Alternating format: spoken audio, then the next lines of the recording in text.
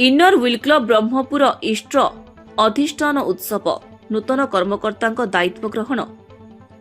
Inner wheel club of Brahmapur इष्ट अधिष्ठान उत्सव रविवार धर्मनगर स्थित क्लब परिसर में आयोजित हो जाइछि।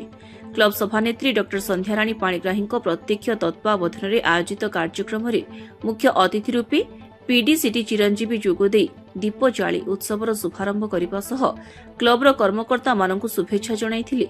नूतन संपादिका अर्चना साहू, पूर्वतन सभानेत्री अन्नपूर्णा बेहेरा, पूर्वतन संपादिका सस्मिता चौधरी प्रमुख एही अवसर में मंचासीन थिले।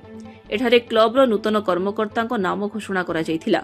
रोटारी क्लब समेत अन्यान्य क्लबर सदस्य एही अवसर में उपस्थित थिले। आगामी दिन में क्लब कर्मकर्ता सहयोग में सेवा कार्यक्रम जारी रहिबो बोली नूतन सभानेत्री डॉ संध्याराणी प्रकाश करथिले। नूतन सभानेत्री और अन्यान्य कर्मकर्ता मानकु एठारे शुभेच्छा ज्ञापन करा जायथिला। कार्यक्रम में डिम्पल सिंह संयोजना करथिले।